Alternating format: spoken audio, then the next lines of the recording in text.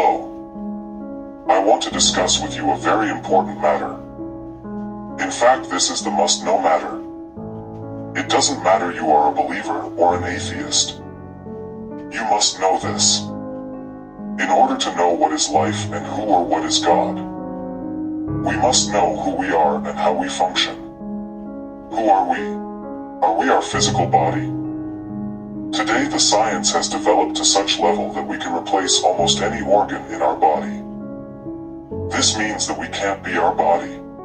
So we must be our mind and our consciousness. The most important part in us is the consciousness. The consciousness is the ability to feel ourselves. It's the acknowledgement of existence. So how do we acknowledge that we exist? We acknowledge ourselves by the feelings and the emotions. We are feeling the surrounding world and also experience the emotions.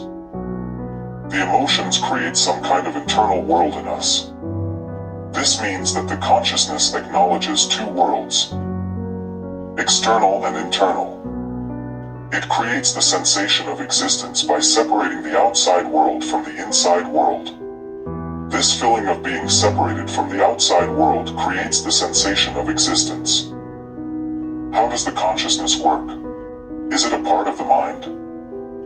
For this we have to examine the mind.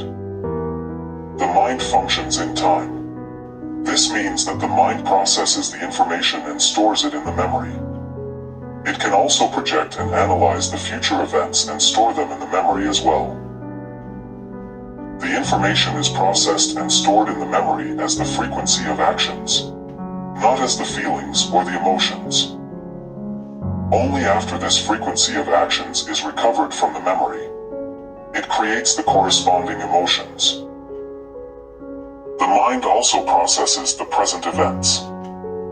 For this it analyzes the frequency of the past and future events and conducts the present actions. So the mind functions in the past, present and future. But we only feel the present.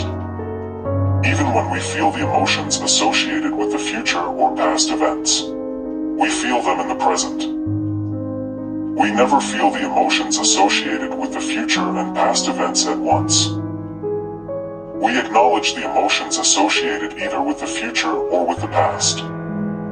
However, have you noticed that we always acknowledge the present existence? We exist now, not in the past or in the future. This means that the consciousness exists only in the present. So it doesn't function in time. In the other words, the consciousness is a timeless entity. Since the mind functions in time and the consciousness functions only in present, does this mean that the consciousness is the unique entity and not the part of the mind? Let's investigate deeper. If the consciousness is not the part of the mind, it must be able to exist and function separately, without the mind. I don't want to give you the assumptions, so I will be bringing up only the facts. Let's study our dreams. What creates the dream? If you pay the attention, you will notice that you are not controlling the frequency of the actions in your dream. It develops automatically, on its own. Sometimes you might try to change the course of your dream, but as a result you wake up. This means that the mind doesn't participate in the creation process of the dream. It's only the spectator. Moreover, you experience all the emotions connected to the story of the dream. Depending on the dream, you wake up either in the good or bad mood. If you pay closer attention, your mood in the dream determines how the following actions in the dream will be developing. This clearly points to the fact that the consciousness is responsible for the creation of the dream. Let's explore farther. The scientists assume that the highly developed mind, like the human mind, creates the consciousness. Is it true? Let's explore if the life forms with the lesser developed minds have the consciousness. Let's take the dogs for example. When the owner leaves for the long time, the dog shows the sadness, and when the owner returns, the The dog shows the happiness. This means that the dogs can experience the emotions, so they have the consciousness. Accordingly, the life forms with lesser developed minds also have the consciousness. Based on these facts, we have a very strong argument for declaring that the consciousness and the mind are two separate entities. The consciousness is not the part of the mind. Why is it so important? As I mentioned earlier, we feel that our mind exists in some kind of internal, non-physical world. It is possible to assume that this internal world is just the product of our imagination, meaning that it is an illusion created by our mind and it's not real. The fact that the consciousness and the mind are two separate entities and they interact with each other means that they coexist in some kind of non-physical space together. Having two entities, the mind and the consciousness existing in our internal world, demolishes the assumption that this world is created by our mind and it is an illusion. If this non-physical world was the product of our imagination, then the consciousness would not exist there.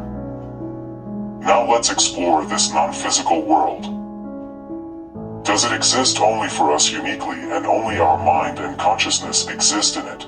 Or is this the whole vast united world, like the physical world we live in, and the minds and consciousnesses of all the people exist in it? Again, I don't want to give you any assumptions, so I will be bringing up the facts. Our minds don't communicate with each other directly. They use the abilities and the gadgets in the physical world to communicate. So they use one united world for communication. They don't communicate from two separate worlds. The mind and the consciousness communicate with each other directly in the non-physical world they both occupy. They use the emotions and feelings as the tool of communication. Now, do the consciousnesses of two or more people communicate with each other? You will be surprised, but they do. The pregnant woman feels what her child is feeling. Is her baby happy or sad? The woman can be pregnant with twins or triplets. So two or more consciousnesses can communicate with each other. They communicate with each other directly and also use the emotions as the tool of communication. This means that they send the emotions to each other.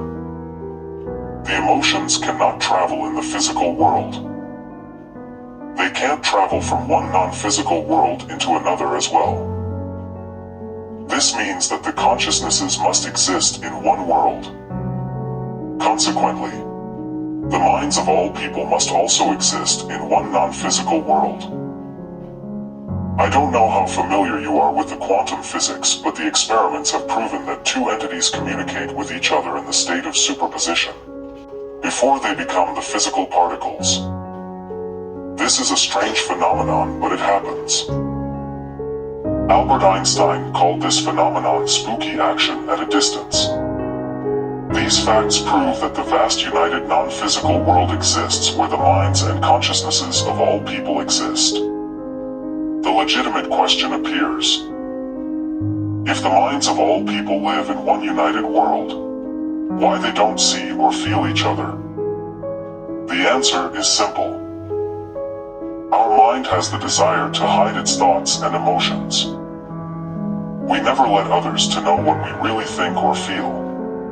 We only let them know what we want them to know. To communicate with each other in the non-physical world, the minds must use the emotions, so they will not be able to hide their true feelings. For this purpose, it is more comfortable for the mind to communicate with the other minds in the physical world, where the true feelings can be hidden. Since our mind hides itself from the other minds in the non-physical world, the other minds also hide themselves from our mind. Now, why is so important the existence of the united non-physical world? In the physical world besides us there also exist some items, like houses, cars, clothes, and etc. There are also living other forms of life. like the animals, birds, fish, and etc. In the non-physical world besides us can also exist some items and live the other entities. In fact, there exist some items, like science, literature, music, and etc. These items don't occupy the space in the physical world. They don't have height, width, length, or weight. So they are non-physical items. In the non-physical world besides our minds and consciousnesses also lives one consciousness from which all of our consciousnesses have derived. This one consciousness is connected to all our consciousnesses like the consciousness of the pregnant woman is connected to the consciousness of her baby. This consciousness communicates with all our consciousnesses and feels what we feel. This is the common consciousness. This is what we call God. So God is the common consciousness and he lives in the non-physical world. But he controls both physical and non-physical worlds. Even if you're a full-fledged believer, there will always be some doubt in your mind if God exists or not. So I'm here to demolish that thought and give you the answer you've been seeking for. The method I'll be using today to show you all my findings is a similar method that is used in the court of law. To give you an example, the court studies the circumstantial and hard evidence and makes a decision beyond a reasonable doubt. Alright, let's start our investigation. Now let's begin studying the evidence. Exhibit A. Consciousness. As you all know, everyone has a consciousness. That proves that consciousness exists. Exhibit B. Common consciousness. If you ask any pregnant woman if they can feel what their child or children are feeling, they will say yes. This shows that two or several consciousnesses can be connected as one. This proves that a common consciousness can and does exist. Argument. We know that consciousness and common consciousness exist and the human body aligns the particles in a way that sustains consciousness controlling the body. The odds of the vast universe, containing much more particles than the human body, is unable to do the same, is next to impossible. In conclusion, after everything we've said today, it can be believed without reasonable doubt that for God not to exist is near to impossible. If you want to know more about God, Jesus, devil, heaven and hell, and etc., sign up to my YouTube channel and watch my videos.